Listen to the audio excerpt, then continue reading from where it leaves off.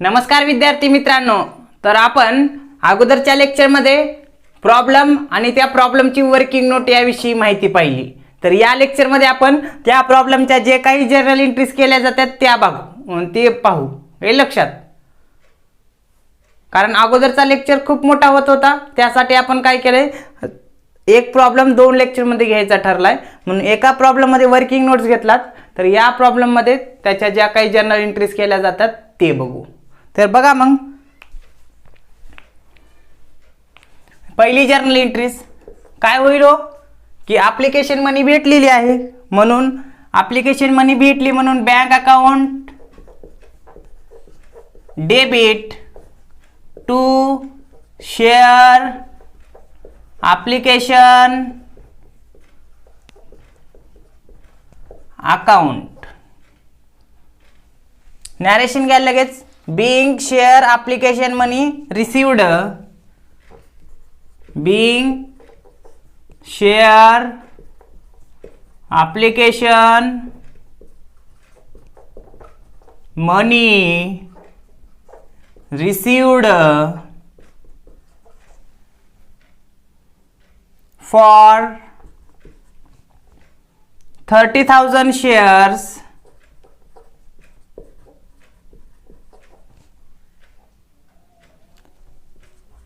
Application. हे लक्षात, कंपनीकडे किती 20,000च ॲप्लिकेशन होते, म्हणजे सॉरी कंपनीकडे शेअर्स किती होते 20,000 होते, पण ॲप्लिकेशन किती आले 30,000। मग ॲप्लिकेशनची तर रक्कम भेटली 30,000 गुणिले 20 प्रमाणे ॲप्लिकेशनची रक्कम भेटली, म्हणून इथं लिहितो कसे आले ते 30,000 गुणिले 20 प्रमाण 6 लाख रुपये। हे लक्षात, इकडे पण क्रेडिटला पण 6 लाख घ्या। ही पहिली एंट्री झाली। आता त्यानंतर नंबर 2 ची एंट्री काय होईल, ही ॲप्लिकेशन मनी 4 लाख रुपये। 4 लाख रुपये कसे, कंपनी काय म्हणते बाबा, आमच्याकडे 20,000 शेअर्स होते आणि त्या 20,000चे 20 रुपयाप्रमाणे असे 4 लाख हे आम्ही शेअर कॅपिटलला पाठवू।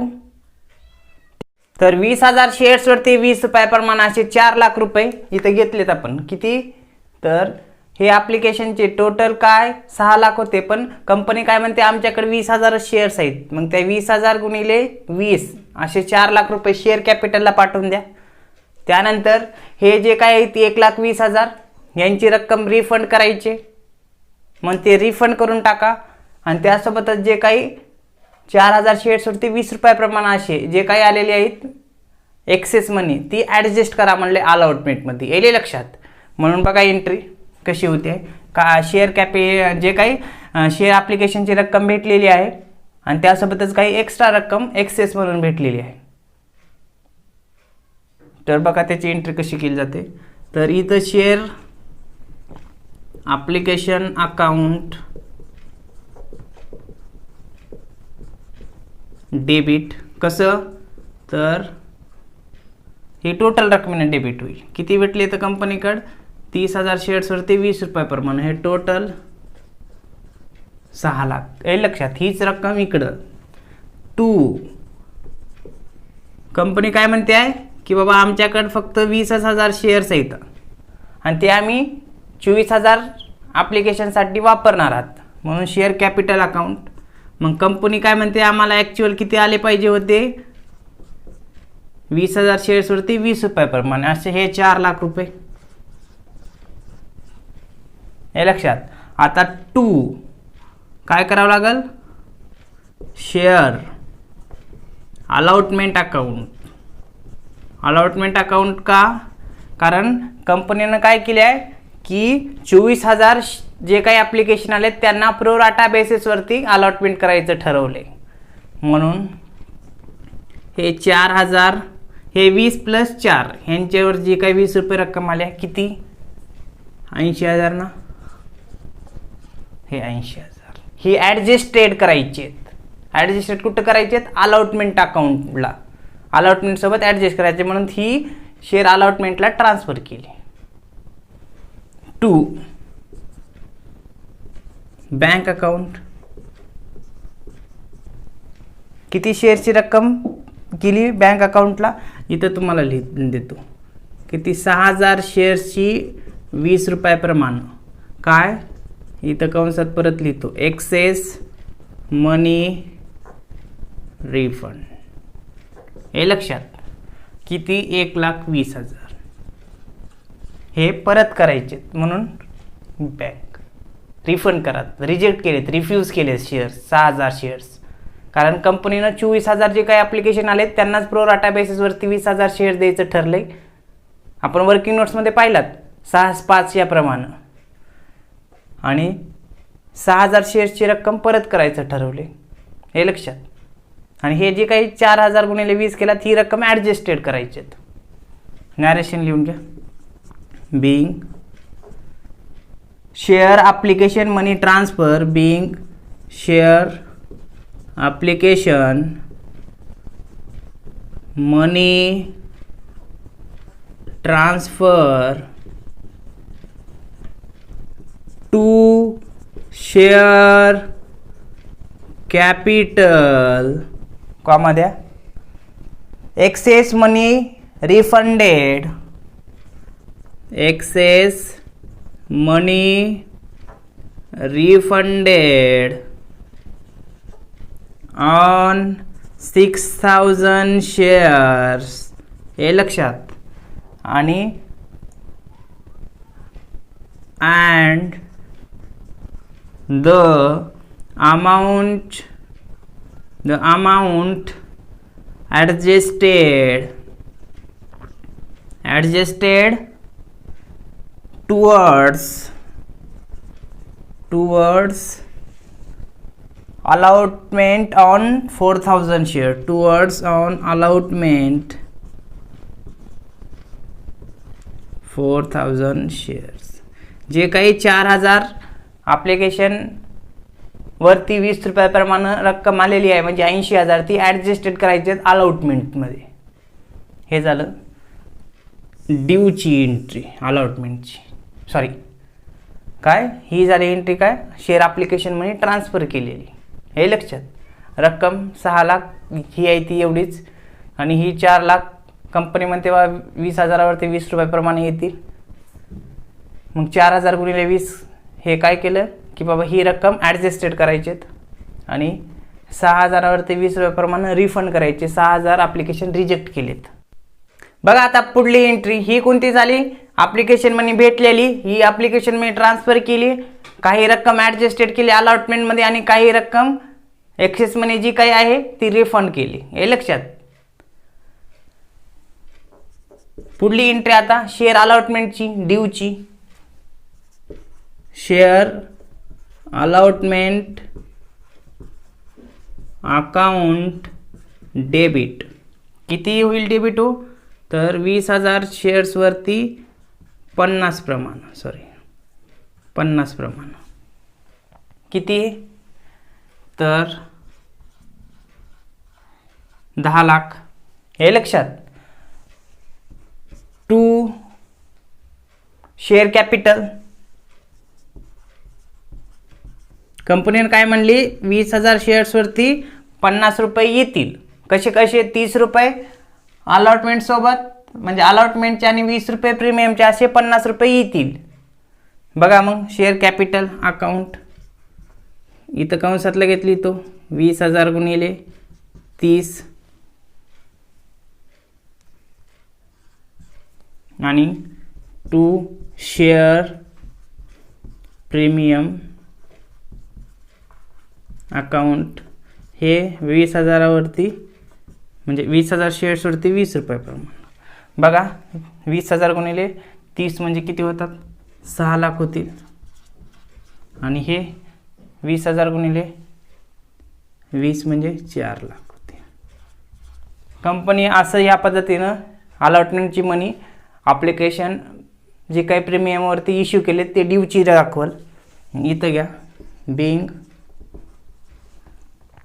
Share allotment money due on, Bing share allotment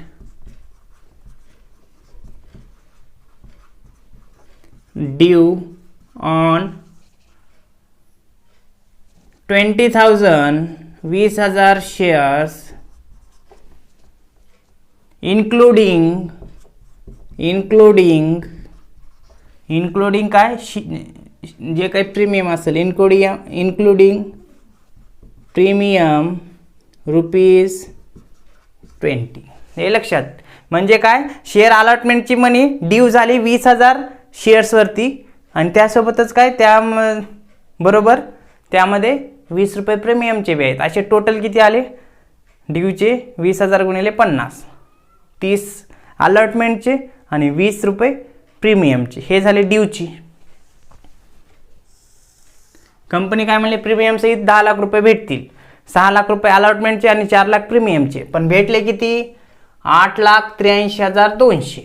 घ्या मग एंट्री चौथी, अलॉटमेंटची रक्कम भेटली म्हणून. Bank account debit to share capital. बरोबर आहे नाही, टू शेअर अलॉटमेंट. काय म्हणून भेटायला रक्कम, शेअर अलॉटमेंट मनी म्हणून शेअर अलॉटमेंट अकाउंट क्रेडिट होईल. नॅरेशन घ्या लगेच. Bing share allotment money received except Madge who fail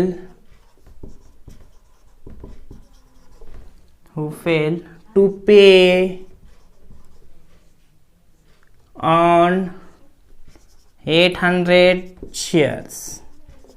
हे लक्षात. म्हणजे अलॉटमेंटची रक्कम भेटली पण जे काही मदगे होते त्यांनी 8,000 शेअर्सवरती अलॉटमेंटची रक्कम भरू शकले नाहीत, फेल झालेत. हे लक्षात. म्हणून ही झाली एंट्री. त्याची रक्कम घ्या मग किती, तर 8,83,200. 8,83,200. इथं पण 8,83,200. हे लक्षात. हे झाली कंपनीनं शेअर अलॉटमेंटची रक्कम ड्यू झाली. कंपनीमध्ये ₹10,00,000 येतील शेअर प्रीमियम सहित अलॉटमेंटची. पण आले किती, 8,83,200. कारण 800 शेअर्सवरती जे कोणी आहेत मदगे यांनी काही रक्कम अलॉटमेंटची भरली नाही, पण त्यांनी काही रक्कम ॲप्लिकेशनसोबतच दिलेली होती आणि ती ॲप्लिकेशनसोबतची रक्कम दिलेली ती ॲडजस्टेड केलेली आहे. इथं आपण ह्या वर्किंग नोटमध्ये बघा किती 960 ॲप्लिकेशनसाठी त्यांनी अर्ज केला होता, पण त्यांना अलॉटेड झाले 800. म्हणजे ह्या 160चे ₹20 प्रमाणे 3,200 ऑलरेडी कंपनीकडे जमा आहेत. हे लक्षात. म्हणून या ठिकाणी झाली एंट्री किती भेटले म्हणून 8,83,200ची. आता पुढली एंट्री काय, फर्स्ट कॉल ड्यूची. घ्या मग काय होईल entry, share first call account. Entry number 5, share first call account debit. कितीवरती, तर हे इथं कंसातले तर 20,000 शेअर्सवरती ₹20 प्रमाणे. किती कंपनी म्हणते आहे, 20,000 शेअर्सवरती ₹20 प्रमाणे असे ₹4,00,000 भेटतील. To share capital account. हे लक्षात. नॅरेशन घ्या. बिंग शेअर अलॉटमेंट नाही, share first call money due on, first call money due on 20,000 shares of rupees. किती मागवणार आहेत, 20. इथं फर्स्ट कॉल 20,000 शेअर्सवरती ₹20 प्रमाणे. ड्यू 4,00,000 भेटले किती पण 3,64,000.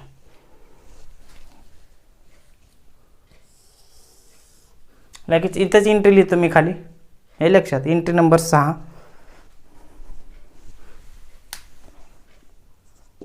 काय होईल की बाबा फर्स्ट कॉलची रक्कम भेटली म्हणून घ्या bank account debit to share first call account, हे लक्षात.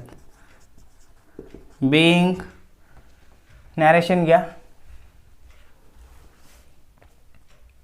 Share first call money received being share first call money received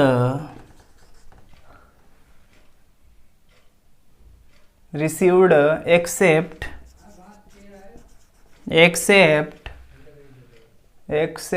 Madge and Takle failed to pay on 800 and 1000 shares respectively.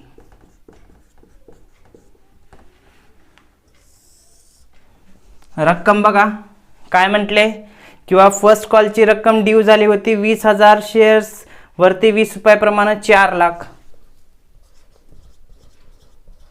हे लक्षात. अशी ड्यू झाली होती पण भेटले किती 3,64,000च. का? कारण जे काही मदगेने तर अलॉटमेंटची रक्कम भरली नव्हती, मग त्यांनी अलॉटमेंटचीच रक्कम भरली नाही तर अलॉटमेंट नंतर फर्स्ट कॉल आणि फायनल कॉल येत आहे ना, मग अलॉटमेंटचीच भरली नसेल तर पुढली भरली असेल का? हो नाही. आणि त्यासोबतच जे काही टकले आहेत, टकले बी यांनी काय केले, अलॉटमेंटची रक्कम जर भरली पण फर्स्ट कॉल आणि फायनल कॉलची रक्कम भरली नाही, म्हणून इथं काय होईल 20,000 शेअर्समधून 800 आणि 1,000 शेअर्स वजा करा, राहतात किती 18,200, हे लक्षात. इथं लिहू का 18,200 वरती किती प्रमाणे भेटलेत 20 प्रमाणे, तर किती 3,64,000. इकडं पण 3,64,000, हे लक्षात. म्हणजे 20,000 जरी शेअर्स असले तरी त्या 20,000 शेअर्सची पूर्ण रक्कम फर्स्ट कॉलची भेटली नाही. का? कारण मदगे होते, मदगेंनी 800 शेअर्स घेतलेले होते, त्याने अलॉटमेंटचीच रक्कम भरली नाही तर पुढली कुठून भरणार आहेत. त्याबरोबरच काय, आणि हे टकले यांनी काय केलं, अलॉटमेंटची रक्कम भरली पण फर्स्ट कॉल आणि सेकंड कॉलची रक्कम भरली नाही, म्हणून 800 + 1,000 हे 1800 वरती 20 रुपयाप्रमाणे फर्स्ट कॉलची रक्कम भेटली नाही. किती होत्यात मग 1800 वरती 20 रुपयाप्रमाणे मग 36,000 होते का? इथं दाखवलात आपण वर्किंग नोट्समध्ये 36,000 रक्कम भेटली नाही, एरियर्स म्हणून आपल्याला दाखवलात आपण या ठिकाणी, हे लक्षात. म्हणून इथं जेवढे भेटले तेवढीच. कंपनी म्हणत होती 4 लाख भेटतील पण भेटले किती 3,64,000, 36,000 भेटले नाहीत. मग ॲक्च्युअल जेवढे भेटले तेवढेच फर्स्ट कॉलची हे करायचं, हा लक्षात. तसंच आता फायनल कॉलची पुढली एंट्री करा ड्यूची आणि भेटले म्हणून, हे झालं. हे लिहून घ्या. आता या ठिकाणी हे मी मोडतो आणि इथंच एंट्र्या करतो.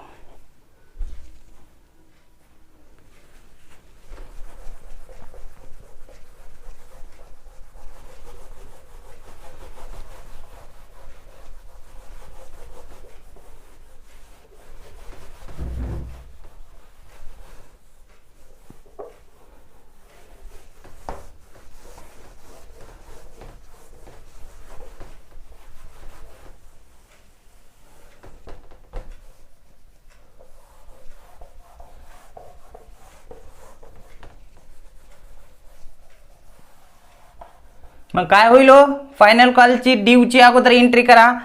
Share final call account debit to share capital account, हे लक्षात. तर शेअर फायनल कॉलची रक्कम किती मागवायचं ठरवले कंपनीनं, तर तिथं दिले बघा वर्किंग नोट्समध्ये काय 20,000 शेअर्सवरती 30 रुपयाप्रमाणे मागवायचं ठरवले कंपनीनं. मग किती होतात 20,000 गुणिले 30 असे 6 लाख होतात. 6 लाखाची ड्यूची एंट्री करा.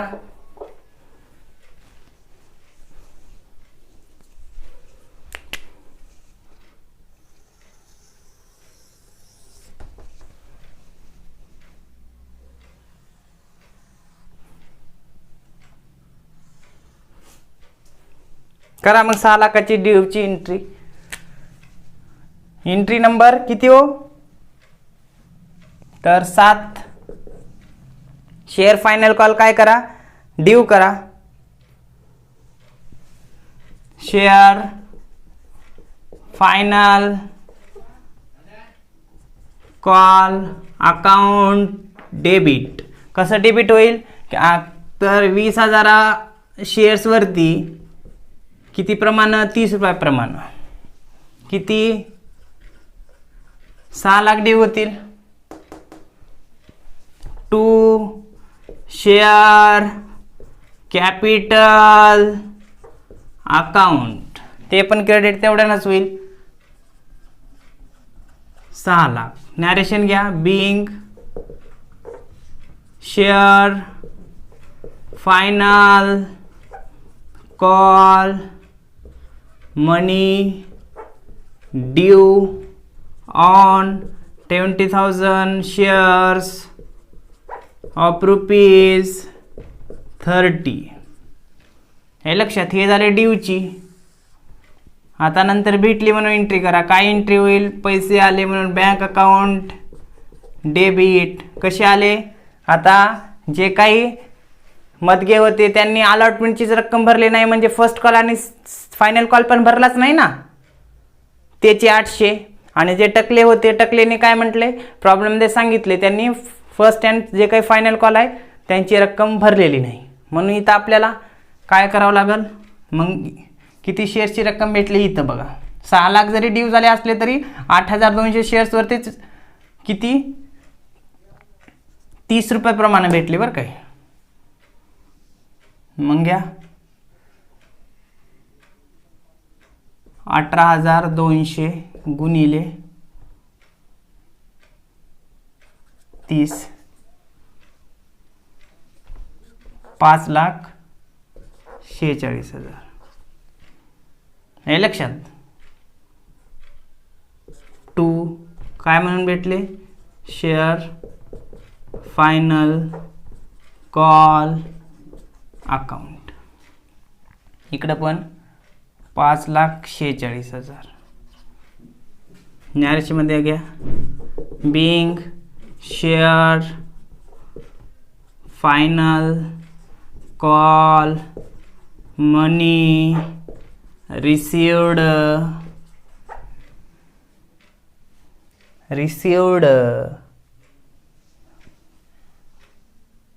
ऑन 18,200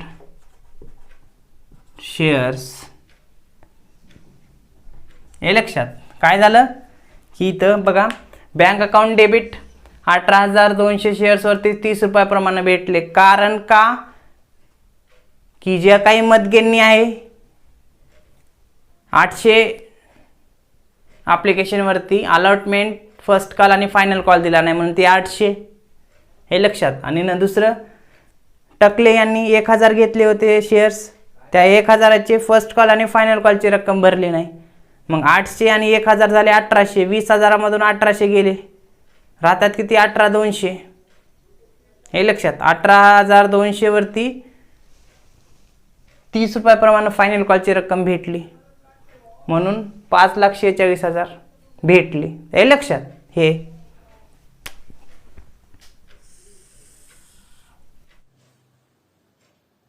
बघा तर कंपनीने काय म्हणले आहे की बाबा फायनल कॉल झाल्यानंतर काही शेअर जप्त करायचे ठरले. तर कोणते जप्त करायचे की बाबा मदगेंचे 800 शेअर जप्त करायचे ठरलेत आणि त्यानंतर जे काही टकले आहेत टकले यांची 1,000 शेअर जप्त करायचे ठरले. का कारण मदगेंनी अलॉटमेंटची रक्कम भरली नाही, मग अलॉटमेंटची रक्कम भरली नाही म्हणजेच फर्स्ट आणि फायनल कॉलची भरली असेल का हो? नाही. कंपनीने त्यांना सूचना पाठवली, 14 दिवसाची नोटीस पाठवली, बाबा तुम्ही पैसे भरून घ्या, पण भरले नाहीत. मग कंपनीने काय केलं की त्यांना सांगितलं तुमचे शेअर जप्त केलेले आहेत, आता तुम्ही आमच्या कंपनीचे शेअर होल्डर नाही.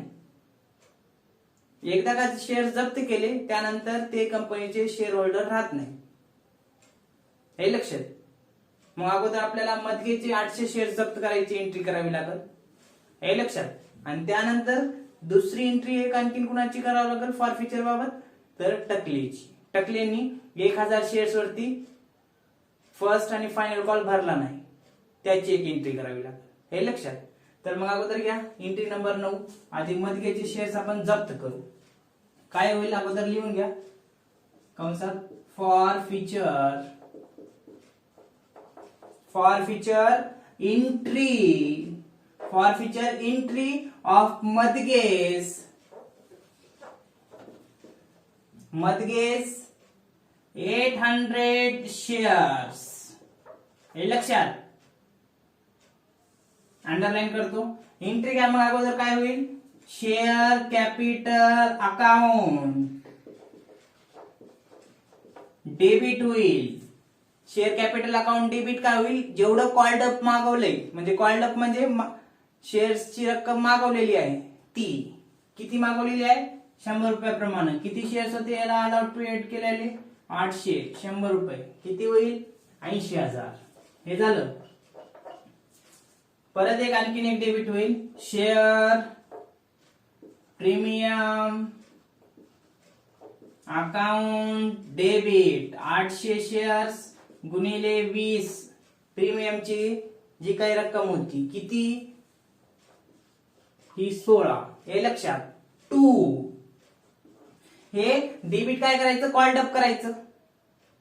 शेअर कॅपिटल अकाउंट डेबिट 100 रुपये प्रमाणे 800 शेअरची रक्कम मागवणार, हे लक्षात. आणि ते शेअर प्रीमियम का, कारण शेअर प्रीमियमची रक्कम सुद्धा भरली नाही, म्हणून इथे शेअर प्रीमियम डेबिट होईल. 2 share premium account debit.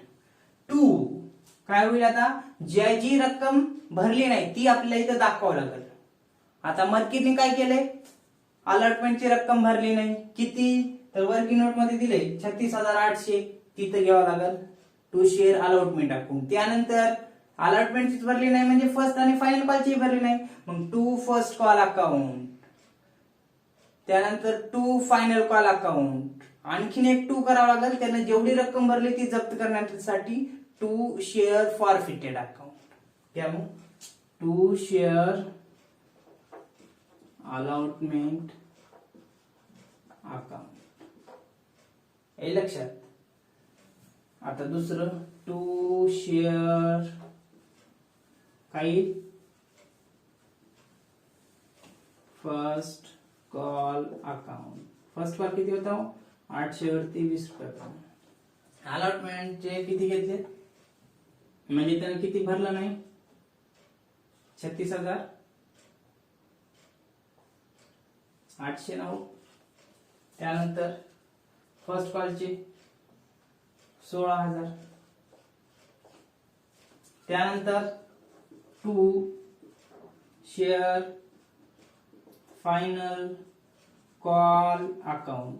800 shares वरती फायनल कॉलचं किती होते, 30 रुपये, 24, हे लक्षात. डेबिट काय केलं, शेअर कॅपिटल 800 शेअर्स वरती 100 रुपये मागवायचे, कॉल्ड अप मनीचे घ्यायचे. शेअर प्रीमियम का, शेअर प्रीमियमची प्रीमियम मिळणार आहे, शेअर प्रीमियम वरती इश्यू केले होते. आणि पण इथं हे शेअर प्रीमियम अकाउंट डेबिट का केलं, कारण मदगेंनी शेअर प्रीमियमची रक्कम कंपनी अलॉटमेंट सोबत मागवणार आहे आणि अलॉटमेंटच भरला नाही, म्हणून 2 शेअर प्रीमियम एक डेबिट करावं लागेल. 2 शेअर अलॉटमेंट अकाउंट, जेवढी रक्कम त्यानं भरली नाही, म्हणजे इथं क्रेडिटला 2 काय करायचं, 3 काय केलं आपण, जिथून त्यानं रक्कम भरली नाही ते 2 मध्ये घ्यायचं आणि आणखीन एक 2 करायचं शेवटी, म्हणजे क्रेडिट करायचं काय, त्यानं भरलेली रक्कम जप्त करण्यासाठी. इथं 2 शेअर फॉरफिटेड अकाउंट. किती रक्कम भरली त्यांनी, 800 वरती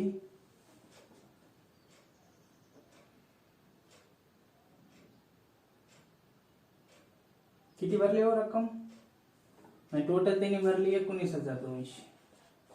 मग इथं काय 800 नाही 960 गुणिले 20. का इथं शेअर फॉरफिटेड अकाउंट 960 शेअर्स का केले? कारण त्यांना 960 शेअर्स घ्यायचे होते म्हणून त्यांनी 960 ऍप्लिकेशन केले, पण कंपनीने त्यांना प्रोराटा बेसिस वरती किती केले अलॉटेड? 800 शेअर्स केले. मग 960 वरती त्यांनी 20 रुपयाप्रमाणे रक्कम भरली ना 19,200. मग ऍक्च्युअल त्यांचे 800 गुणिले 20 असे 16,000 काय होणार ऍप्लिकेशनची मनी, आणि राहिलेले 3,200 हे कुठं ऍडजस्ट करायचे? अलॉटमेंटला. म्हणून इथं टोटल ज्यांनी रक्कम भरलेली आहे 960 शेअर्स होते 20 रुपयाप्रमाणे ऍप्लिकेशनची ती जप्त करून टाकली भरलेली. हे नॅरेशन केलं. बिंग हे तुम्हाला समजण्यासाठी कंसात घेतले 960. Bing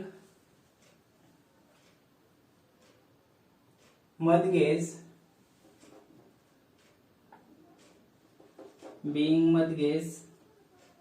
shares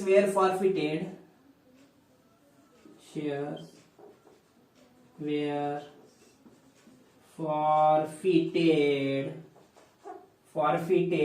after final call made and amount received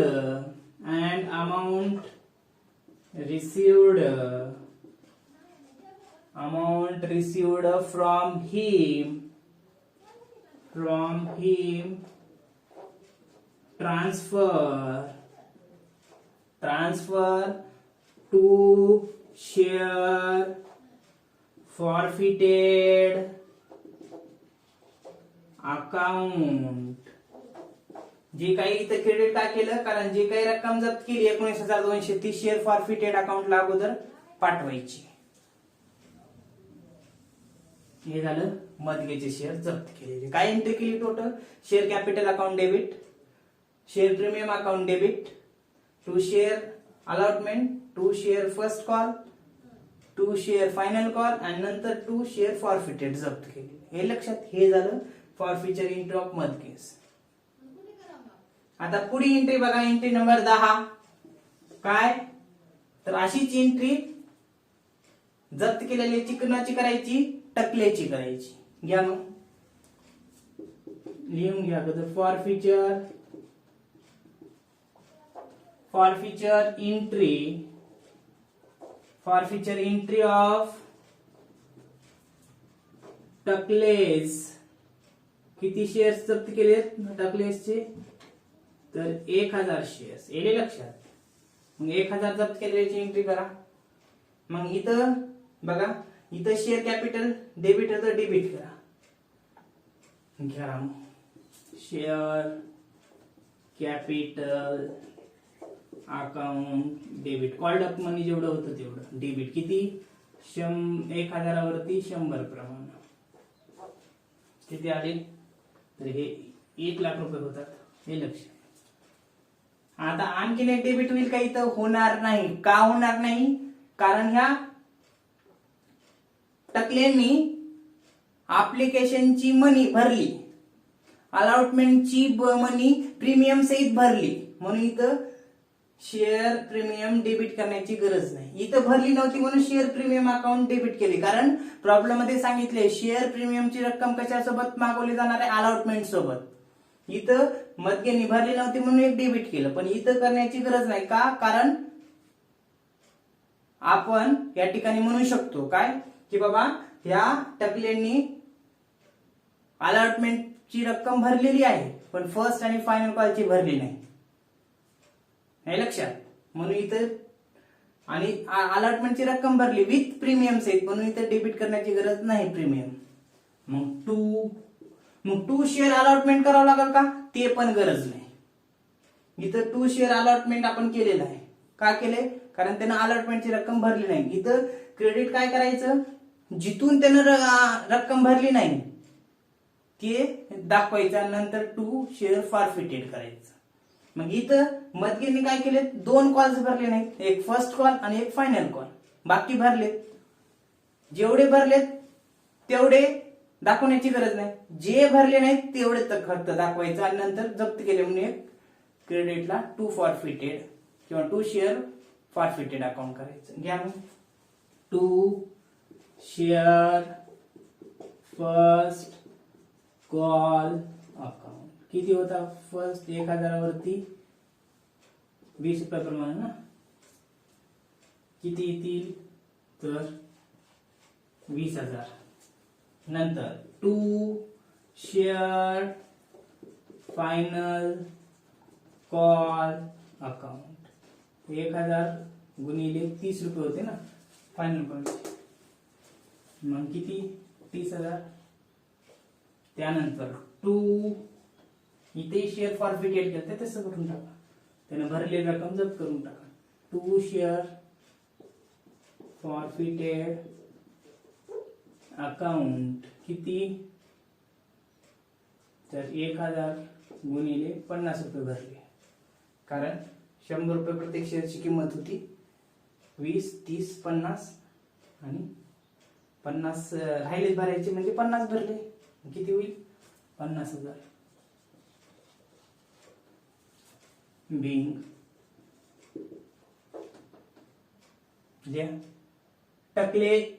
टकलेस being Tuckles shares were forfeited after final call made and amount received from him transfer to share forfeited account. न्यायालयाने त्याच्यासारखंच हे झालं, जप्त टकलेसचे शेअर्स केलेले आहे. या ठिकाणी बघा काय म्हणले प्रॉब्लेम मध्ये, किंवा कंपनीनं जे काही जप्त केलेले शेअर्स आहेत 1800, ते जप्त केलेले शेअर्स रिइश्यू करायचं ठरवले, पुन्हा पुनर्विक्री करायचं ठरवले. कुणाला? उगलेला. किती रुपयाला तर 80 रुपयाला प्रत्येक शेअर्स. कंपनीची शेअर सुरुवातीला कंपनीने विकली 120 ला विथ प्रीमियम, 100 ची किंमत 120 ला विकली प्रीमियम वरती. पण जेव्हा जप्त केलेले आहेत, जप्त केल्यानंतर डिस्काउंट वरती इश्यू केलेत, प्रत्येक शेअरची किंमत 80 रुपयाप्रमाणे. येले लक्षात. आणि फुल्ली इश्यूड म्हणले म्हणजे त्याची रक्कम पूर्ण एकदाच भेटलेली आहे. आणि जेव्हा आपण रिइश्यूची एंट्री करू, अशा वेळेस ऍप्लिकेशन मनी, अलॉटमेंट मनी, फर्स्ट कॉल, फायनल कॉल असं काही नसते. एकदा रिइश्यू केले की शेअर्स दिले जातात आणि एकदा शेअरची सर्व रक्कम घेतली जाते. येले लक्षात. मग आपण एंट्री नंबर 11 रिइश्यूची करू, जप्त केलेल्या शेअर्सची. बघा मग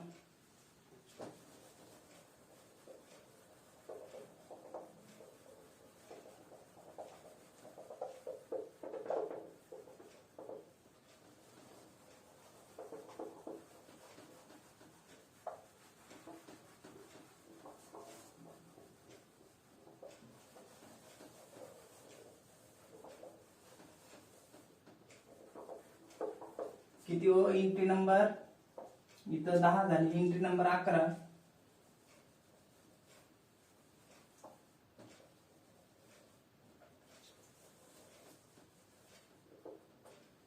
बघा एंट्री नंबर 11 काय होईल,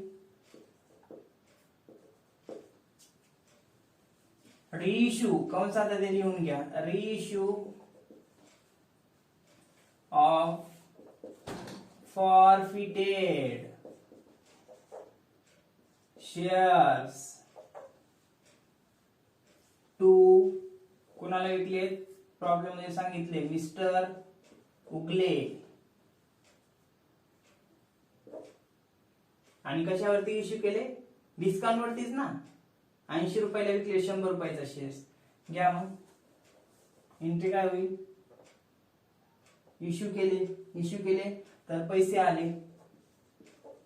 इथं ऍप्लिकेशन मनी वगैरे नसते, रिइश्यू बाबा डायरेक्ट इश्यू केले जातात, पैसे येतात बँक अकाउंट डेबिट. कसं तर 1800 शेअर्स वरती 80 रुपयाप्रमाणे, किंवा इथं डेबिट आधी लिहितो मग कमसा.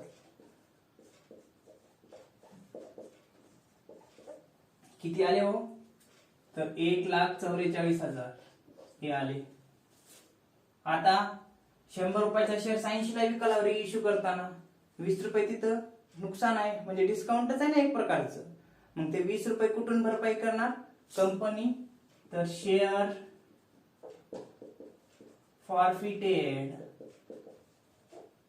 फॉरफिटेड अकाउंट 1800 गुणिले 20 किती होणार,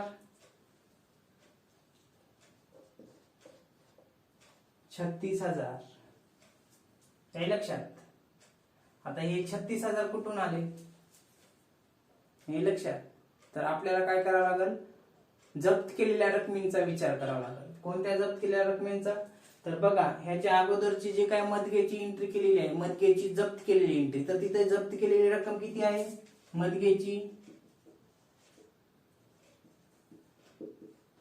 मदगेची जे काही फॉरफिटेड केले शेअर्स, मग क्रेडिट केला बघा एक काय, share forfeited account 2 share forfeited एक क्रेडिट केले, किती 19,200 केले ते क्रेडिट हे लक्षात. आणि दुसरे काय टकलेचे,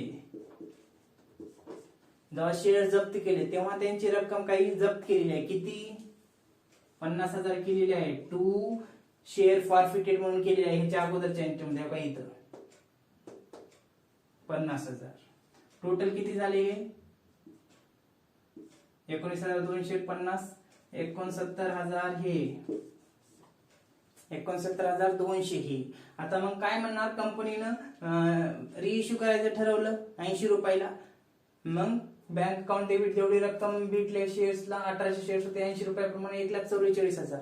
मग 20 रुपये 1800 शेअर्स वरती 20 रुपये आपलं नुकसान आहे. मग कंपनी काय म्हणणार, ही रक्कम आम्ही कुठून भरपाई करणार, जे काही रक्कम अगोदरच्या शेअर होल्डरची जप्त केलेली आहे त्यामधून आम्ही ऍडजस्ट करणार किंवा भरपाई करणार, किंवा तिथून आम्ही ते ऍडजस्ट करणार. म्हणून इथं शेअर फॉरफिटेड अकाउंट किती 1800 गुणिले 20, मग हे पण डेबिट आहे बरं का, हे डेबिट 1800 गुणिले 20 ते झालं. मग इथून 69,200 मधून 36,000 गेले, राहिले 33,200 हे लक्षात. हे नंतर याचा विचार करायचे. 36,000 2 यांना शेअर दिले, मग ते काय होणार आपले शेअर होल्डर, म्हणून 2 शेअर कॅपिटल अकाउंट हे लक्षात.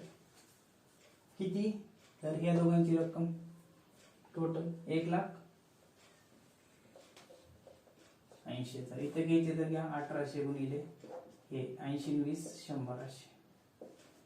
नॅरेशन देऊन गेलं की being all forfeited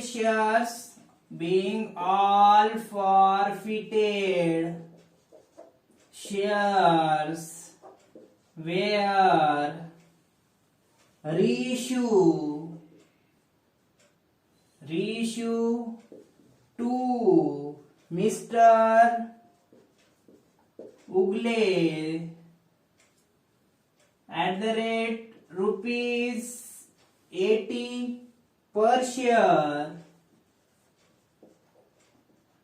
share, and the difference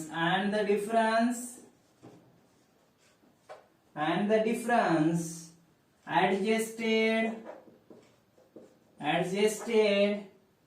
from share forfeited account. हे लक्षात, हे जे काही ऍडजस्ट केलेलं आहे काय 80 रुपयाला विकले, मग ते जे काही 20 रुपयाचं हे आहे ते कुठून ऍडजस्ट केले, शेअर फॉरफिटेड अकाउंट मधून. हे झाले एंट्री कशाची, तर रिइश्यू केलेली.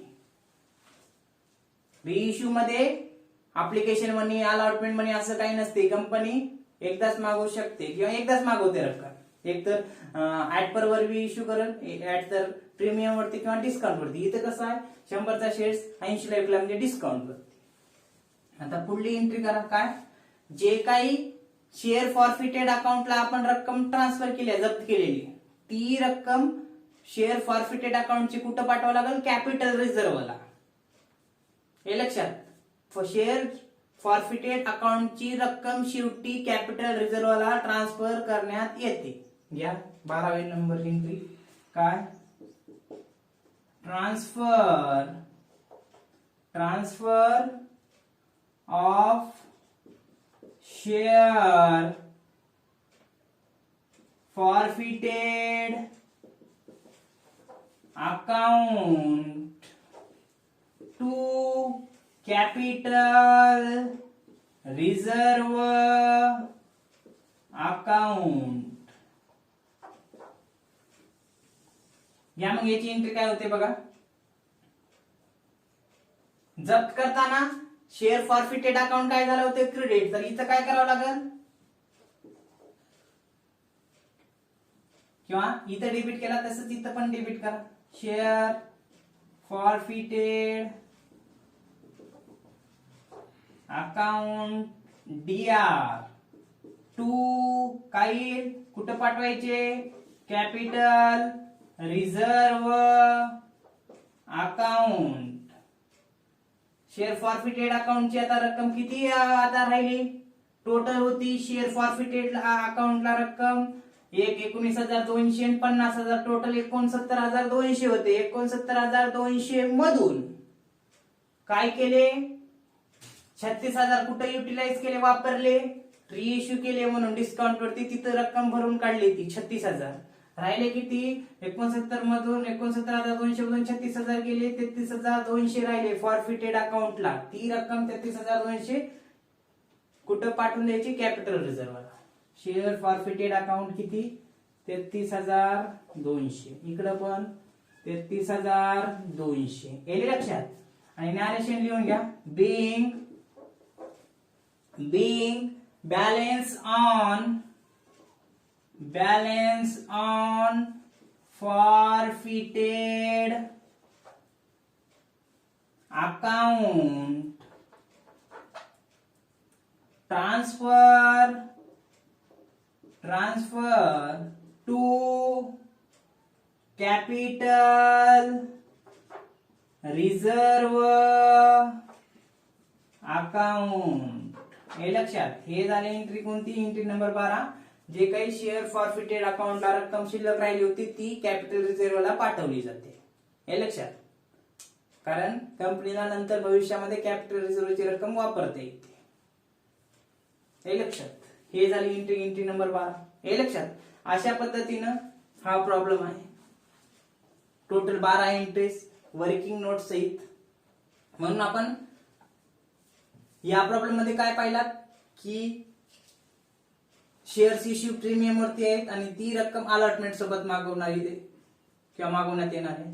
त्यासोबतच कशा इश्यू केलेत? शेअर्स कसे इश्यू केलेत? प्रो राटा बेस वरती.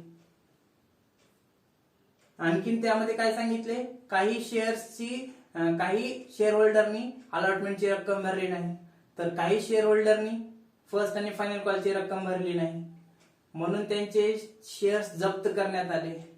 जप्त केल्यानंतर ते शेअर्स रिइश्यू करायचं ठरलं आणि रिइश्यू केले. आणि रिइश्यू कसं? डिस्काउंट वरती. हे लक्षात. आणि मग ते रक्कम डिस्काउंटची जी काही रिइश्यू केलेली आहे ती आपण दाखवली. नंतर फॉरफिटेड अकाउंटला जी काही रक्कम आहे भाग जप्त केलेल्या खात्याला, ती रक्कम कुठं? कॅपिटल रिझर्व्हला पाठवली. त्याची पण एंट्री बघितला. हे लक्षात. म्हणून या प्रॉब्लेम मध्ये जवळपास आपण सर्वच कव्हर केलेला आहे. म्हणून या ठिकाणी सांगता येईल की हा प्रॉब्लेम नंबर 6 होता. आता हा प्रॉब्लेम आपल्याला 2 लेक्चर मध्ये घ्यावा लागला. का? कारण प्रॉब्लेम लेंदी होता, मोठा होता. म्हणून अगोदरच्या लेक्चर मध्ये प्रॉब्लेम वाचून दाखवून वर्किंग नोट्स मी सांगितली. या प्रॉब्लेम मध्ये काय सांगितलं तर त्याचे जे काही जर्नल एंट्रीज होत्या ती आपण घेतला. आलं लक्षात? या ठिकाणी प्रॉब्लेम नंबर 6 संपला. जे काही प्रॉब्लेम नंबर 7 असेल ते पुढल्या लेक्चरमध्ये घेऊ. Okay, thank you.